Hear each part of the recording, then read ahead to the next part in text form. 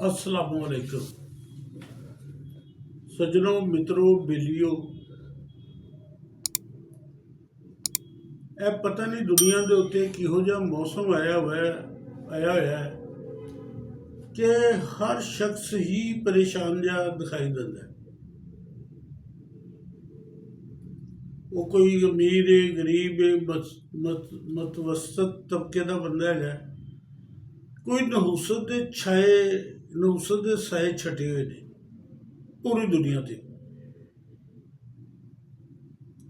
मैं इस टाइम जिहड़ा प्रोग्राम कर रहा वो मेन है नरेंद्र मोदी के उत्ते।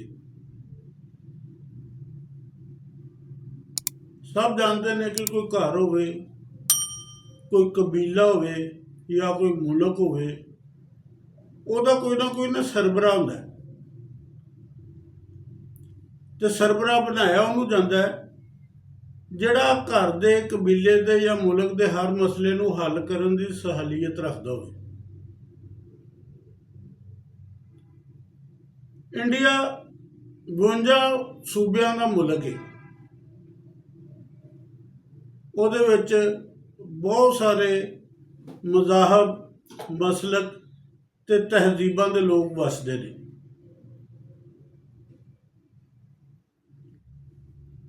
ਜਿਹੜੇ नरेंद्र मोदी साहब ने वो हिंदू ने। वो इंडिया दे विच हर शख्स नूं हिंदू के रूप दे विच देखना चाहते हैं। ਜਿਹੜਾ कोई अपने मजहब, मसलक, जात बरादरी की कोई गल करता है, मोदी साहब उन्होंने हिंदुस्तान का दुश्मन तस्वर करते हैं। उन्होंने हिंदुओं को अपने मजहब की पूरी आज़ादी दे रखी है। हिंदू जिस तरह चाहन अपनी इबादत करन, अपने त्यौहार मनान, वो दूसरे मज़ाहब दे, दूसरे मसलक दे, दूसरी तहजीब के लोगों से जितना मर्जी जुल्म कर खुली छुट्टी दे रखी है।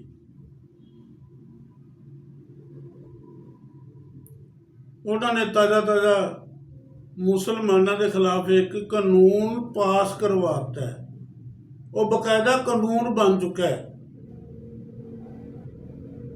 कानून की उन्होंने बनाया कि मुसलमान जिहड़े ने वो अपने मजहब के हिसाब नाल जिहड़े त्यौहार ने वो घर की चारदीवारी के अंदर मनान, बाहर ना मनान। वो ईद शबरात तक बाहर गली महल्ले दे विच नहीं मना सकते। अगर वो मनाणगे तो उन्होंने ते भारी जुर्माना और 5-6 साल की कैद तक उन्होंने दी जाएगी। बंदा पूछे मोदी साहब वो कई हिंदुओं के खिलाफ गल करते हैं, हिंदू मजहब नूं छेड़ते हैं, उन्होंने कोई जोर जबरदस्ती करते हैं, उन्होंने कोई तजहीक करते हैं। तुहानूं क्यों शर्म आती है? तुहानूं क्यों तकलीफ होंदी है? एक पास जी हिंदुस्तान बहुत सारिया तहजीबों का मरकज है, आजाद मुल्क है। तुहानूं किस किस्म का खौफ है? हिंदुस्तान से जदों दा आजाद होया उदों ते एक मार्शाला नहीं लगा, किसी ने तुहाडे तो कोई नाजायज चढ़ाई नहीं की। तुसीं किसी दे नाल कीती है जो कीती है। पहले चाइना नाल दुश्मनी, हुण खुदा वास्ते दी पाकिस्तान नाल दुश्मनी। जे इहदे नाल तुहाडा दिल नहीं भरिया तो तुसीं अपने ही मुल्क के वासियों के नाल दूसरे मज़ाहब के लोगों के नाल दुश्मनी कड्ढण लग पै जे। ये ना हुण हिंदुस्तान की आवाम को सोचना चाहिए ਕਿ ਇਹੋ ਜਿਹਾ ਸਿਰ ਫਿਰਾ, ਦਿਮਾਗ ਤੋਂ ਖਾਲੀ ਇਸ ਬੰਦੇ ਨੂੰ ਤੁਸੀਂ ਕਿੰਨਾ ਕੁ ਪ੍ਰੋਲੋਂਗ ਕਰਨਾ। 2 ਦਫਾ ਦੀ ਹਕੂਮਤ ਹੈ ਮੋਦੀ ਸਾਹਿਬ ਦੀ, ਔਰ ਪਹਿਲੀ ਦਫਾ ਵੀ ਇਹਨਾਂ ਨੇ ਮੁਲਕ ਚੱਗਾਂ ਲਵਾਈਆਂ, ਬਾਬਰੀ ਮਸਜਿਦ ਨੂੰ ਸ਼ਹੀਦ ਕਰਵਾਇਆ। ਹੁਣ ਇਹ ਡਾਇਰੈਕਟ ਮੁਸਲਮਾਨਾਂ ਦੇ ਉੱਤੇ ਯਾਨੀ ਕਿ ਇਹਨਾਂ ਹਮਲਾਵਰ ਹੋ ਗਏ ਨੇ। ਯਾਨੀ ਕਿ ਦੂਜੇ ਮੁਲਕਾਂ ਦਾ ਜਿਹੜਾ ਸਰਬਰਾ, 52 ਮੁਲਕਾਂ ਦੇ ਸੂਬਿਆਂ ਦਾ ਜਿਹੜਾ ਸਰਬਰਾ ਹੈਗਾ, ਉਹ ਦਿਮਾਗੀ ਤੌਰ ਤੇ ਇੰਨਾ ਖਾਲੀ ਹੈ, ਇੰਨੀ ਕਦੂਰਤ ਉਹਦੇ ਵਿੱਚ ਭਰੀ ਹੋਈ ਹੈ, ਇੰਨੀ ਜਹਾਲਤ ਭਰੀ ਹੋਈ ਹੈ। ਹੁਣ ਜਿਹੜੇ ਹਿੰਦੁਸਤਾਨ ਦੇ ਆਵਾਮ ਨੇ ਨਾ, ਉਹਨਾਂ ਨੂੰ ਸੋਚਣਾ ਚਾਹੀਦਾ ਹੈ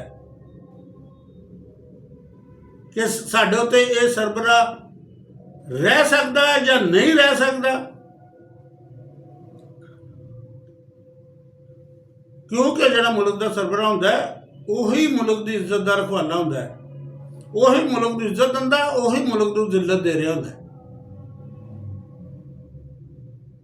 ਬਸ ਇਹ ਇੰਡੀਆ ਦੀ ਆਵਾਮ ਨੂੰ ਸੋਚਣ ਦਾ ਇਸ ਟਾਈਮ ਉਹਨਾਂ ਤੇ ਹੈਗਾ ਇੱਕ ਵਕਤ, ਉਹ ਸੋਚ ਲੈਣਗੇ ਇੰਡੀਆ ਦਾ ਫਾਇਦਾ, ਨਹੀਂ ਤੇ ਆਲੇ ਕਰੀਬ ਜ਼ਿੱਲਤ ਦੇਖਣਗੇ। ਜਿਵੇਂ ਟਰੰਪ ਨੇ ਐਡੇ ਕੁ ਮੁਲਕ ਦੇ ਉੱਤੇ ਆਪਣੇ ਰੋਬ ਜ਼ੁਬਾਨ ਲਈ ਕੀਤਾ, ਤੇ ਹੁਣ ਮਾਫੀਆ ਮੰਗਦੇ ਫਿਰਦੇ ਨੇ ਟਰੰਪ ਸਾਹਿਬ ਵੀ। ਸੋਚੋ ਇੰਡੀਆ ਦੇ ਲੋਗੋ, ਤੁਸੀਂ ਸੋਚੋ ਕਿਹੜਾ ਸ਼ਖਸ ਜਿਹੜਾ ਤੁਹਾਡੇ ਉੱਤੇ ਹੁਕਮਰਾਨੀ ਕਰ ਰਿਹਾ। ਸਕੂਨ ਚ ਰਹੋ ਤੇ ਦੂਸਰਿਆਂ ਨੂੰ ਵੀ ਰਹਿਣ ਦਿਓ। ਅੱਲਾ ਹਾਫਿਜ਼।